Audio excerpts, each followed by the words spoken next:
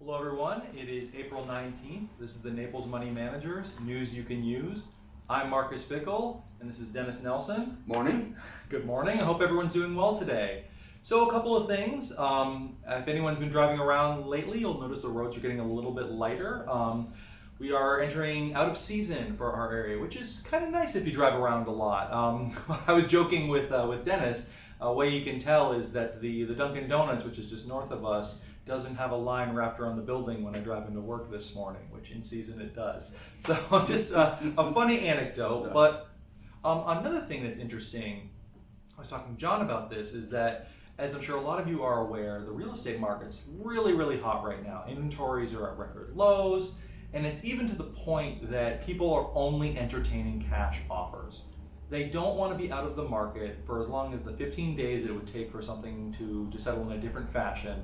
So they only want cash offers, and it's to the point that some realtors are even requiring people show their cash position in like a Fidelity account or something like that before going forward with a sale. So it's kind of interesting what's going on out there, that even people who might necessarily have the financing and the money to buy these things, but not the liquid position, can't get a home to speak of. So we're entering in kind of an interesting area. The times are changing. Absolutely, but we wanted to talk about Bitcoin today. And I'll turn it over to Mr. Nelson. Well, talk about the times changing. This phenomenon of the Bitcoin has really kind of hit the broad public perception as something that's worth taking a look at.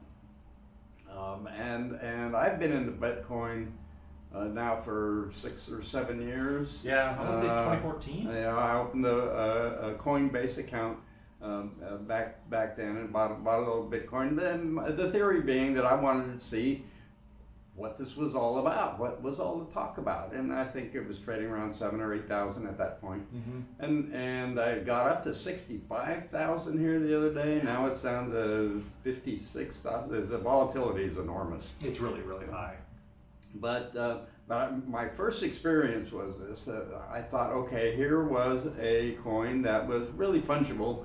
You could spend it as you wanted, and theoretically you can. But I went into restaurants with the idea that I would buy my wife and I a dinner and pay for it with my new Bitcoin. And you were a little early. I was a little early. Nobody knew what I was talking about, and they didn't want to hear about it anyway. Oddly enough, the only person that I talked to, waiter, that I talked to about did they accept Bitcoin, who knew what it was somebody from Egypt.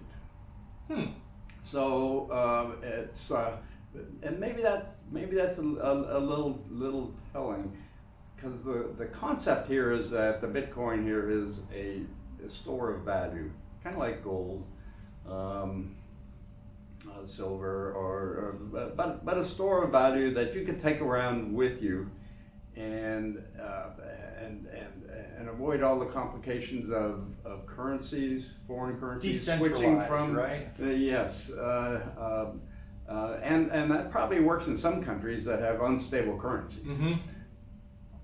Not necessary in the United States for the most part. Correct. That's right. But in reality, if you compare Bitcoin to, say, making a purchase of stock, well, it's a lot different. Because, when you buy a stock, you buy something that has, you buy a portion of a business, basically. And that business has earnings, business has dividends, business has prospects, growth prospects, or maybe not. But at least it's a piece of something real. The Bitcoin is definitely real, but there has no basis, no real factual value, that it just isn't going to go below.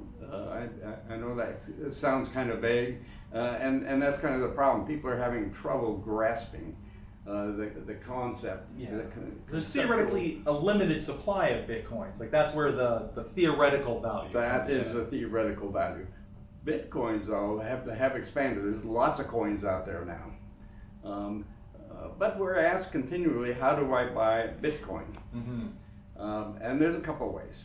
On the stock exchange, Right. we have two coins that are actually traded on the stock exchange. Bitcoin Trust, Greystone, I think is the name of the one. Yeah, Grayscale Bitcoin Grayscale, that's Investment it. Trust. Ethereum is also traded on the exchange. So you can buy, in effect, just like you could buy gold on the New York Stock Exchange through a gold trust. Mhm. Now you pay a little premium.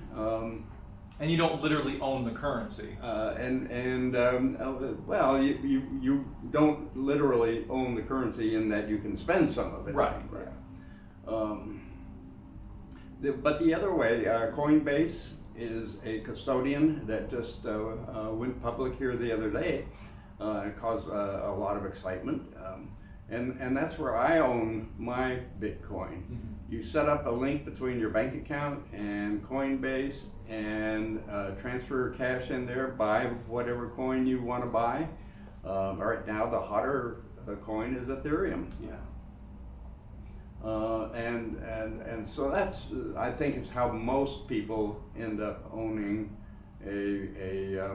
one of these currencies is through a custodian. But you got to be aware here.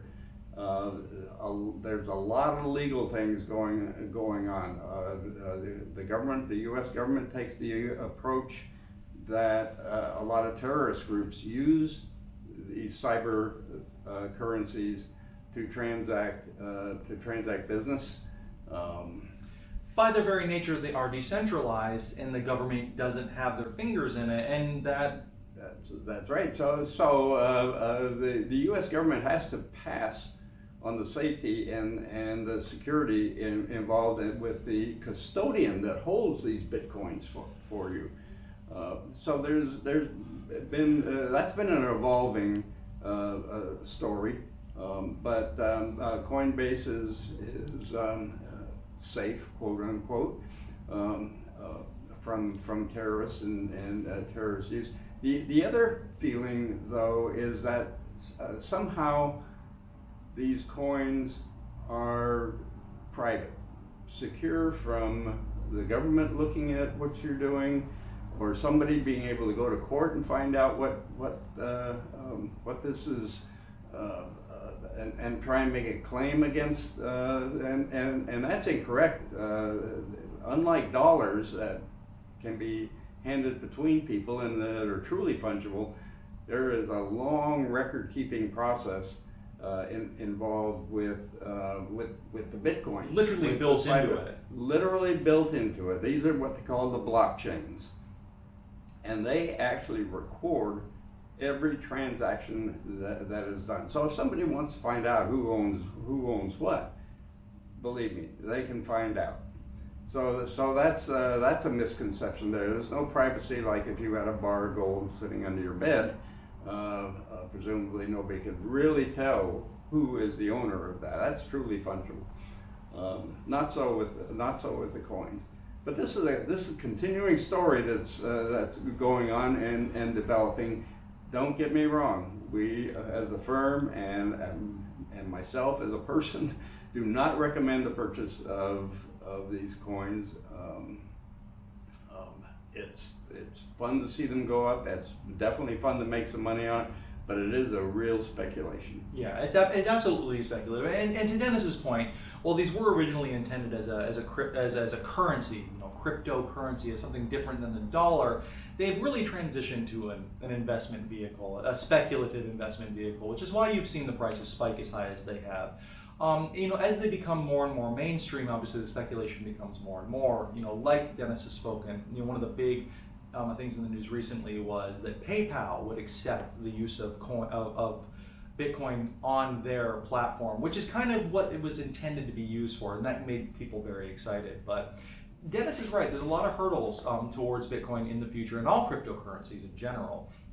Even in the time period that we've held them. The legislation around it has changed somewhat. So just be aware and be careful. I think that's everything we got. So this is the Naples Money Managers news you can use. Remember, money matters, but most importantly, you matter. Have a great day.